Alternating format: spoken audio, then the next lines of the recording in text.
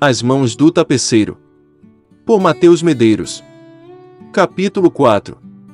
Passei vários dias lançando olhares para a porta do quarto do meu falecido amigo.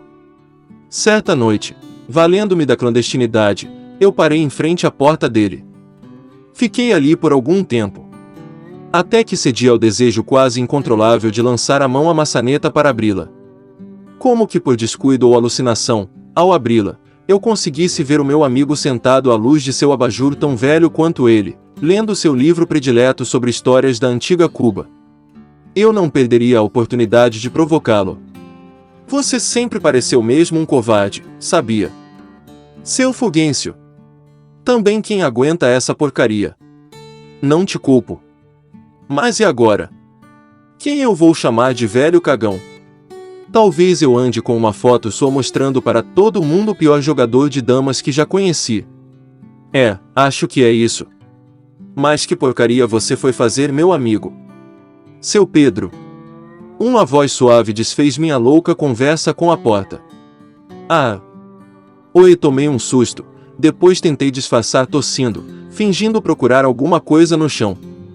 Era Letícia, a moça nova, mas eu fingi ter esquecido seu nome. Fiz um rosto confuso e estalei os dedos como se buscasse pela memória. Letícia. Meu nome é Letícia. Ela caminhou lentamente em minha direção. Sim.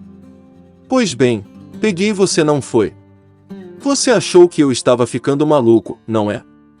Ela não disse nada, ficou apenas me encarando com seus imensos olhos castanhos. Agora me perdoe, eu preciso me recolher. Ao passar por ela, falei baixinho. Não se perca por aí. Tem sempre gente falando sozinha nos corredores.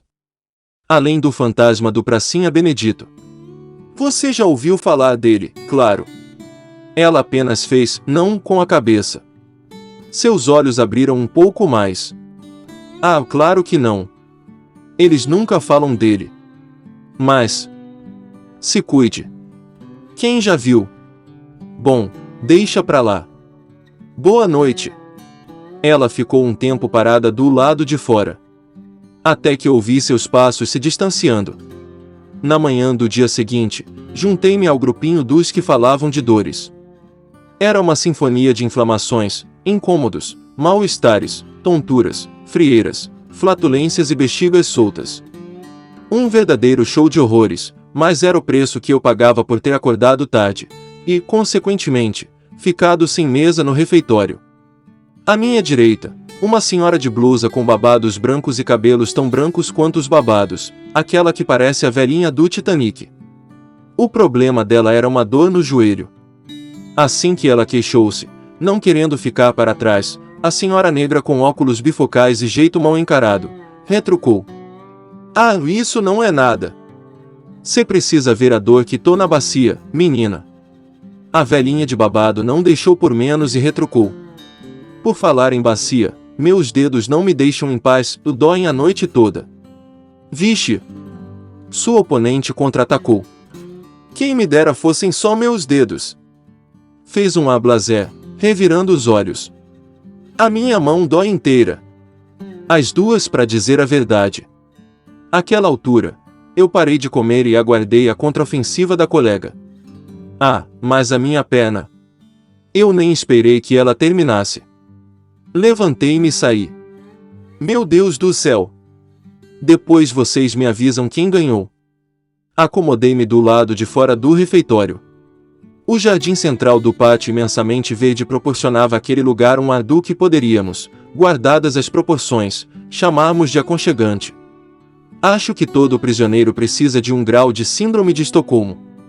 A minha era aquela cadeira de frente para o pátio. Eu podia jurar que dava para ser feliz ali.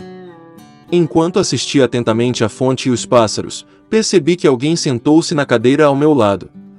Era a tal menina nova. Que tipo de dores você tem? Perguntei. Como é que é?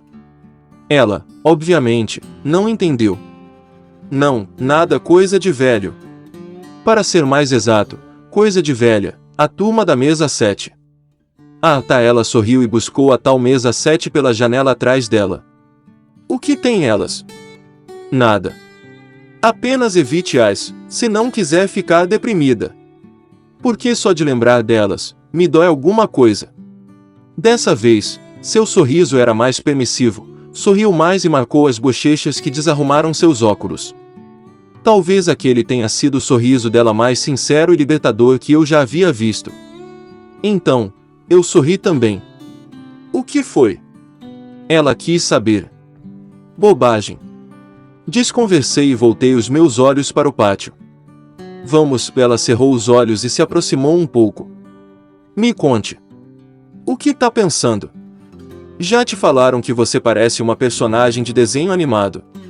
Ela regalou os olhos e depois espremeu o riso o quanto pôde, até deixar uma pequena gargalhada aparecer. Tô brincando.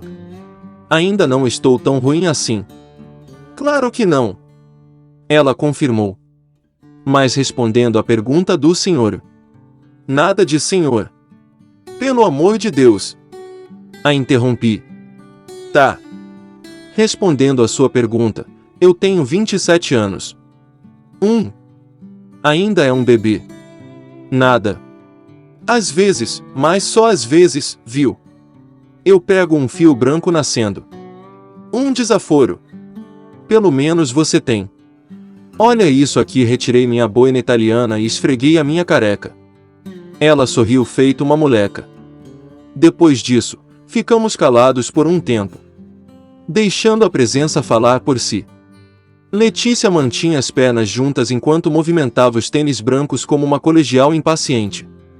Mexeu os cabelos de um lado para o outro e deixou escapar um, quase imperceptível, suspiro. Uau! Exclamei provocando-a. O quê? Alguém parece não conseguir conter a ansiedade. O senhor notou, ela riu sem graça. Difícil não notar. Não é nada demais. Acho que é um pouco de saudades da minha família, sabe? Entendo.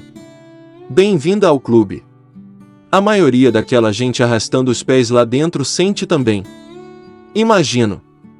Mas me conte, por que você não vai logo matar essa saudade? Eles não moram aqui. Vivem em São José dos Perdões. Um tanto longe. É, sim. Vim para cá para estudar, arrumei um emprego e fui ficando. A vida é maluca mesmo. Quando eu era mais novo, realizei um sonho meu, talvez muito mais do meu pai. Eu entrei para a Marinha. Ela sorriu e fez o gesto de sentido, zombando graciosamente de mim. Descansar, Velma. Mas me conta. Como era? A maioria dos dias eram sempre iguais. Cordas pra cá, limpezas pra lá. Nada de emocionante, ao menos não na Marinha Brasileira. Mas, se existe uma profissão mais nômade, eu não conheço. Eu não tinha muitos motivos para me fixar, então fiquei assim indo e vindo até conhecer minha esposa. Aí, depois disso vieram os filhos, a casa própria e o resto é boleto e história. No meu caso os boletos já chegaram. Ela declarou. E o esposo? Sondei. O sorriso que ela deu trouxe mais informações que a resposta que demorou um pouco mais para chegar. Bom, ela curvou o corpo visivelmente incomodada, virou o rosto e soltou apenas um. É complicado. É complicado. Me lembro bem dessa expressão. Comecei falando isso e terminei com casa e boletos. Será? Ela perguntou em um tom de brincadeira, mas havia um brilho claro e evidente em seus olhos. Alguns suspiros depois e piadas mais tarde, mantivemos um papo regado a deboches e risadas até sermos interrompidos pelas atividades depois do café. Só consegui pensar o de sempre, quem precisava disso? Enquanto se levantava para sair, ela quis saber se eu não tinha atividades que me interessavam. Ao que eu respondi, sem medo de errar, que não. Talvez comer e flatular. Um efeito direto de comer. Expliquei. Meu Deus! Mas quando comer, coma só o que a nutricionista deixou lá na lista, combinado. Ela completou em um tom de bronca fabricada. Ela é uma charlatã. Não acredite em tudo que ela prescreve. Gritei enquanto ela se afastava.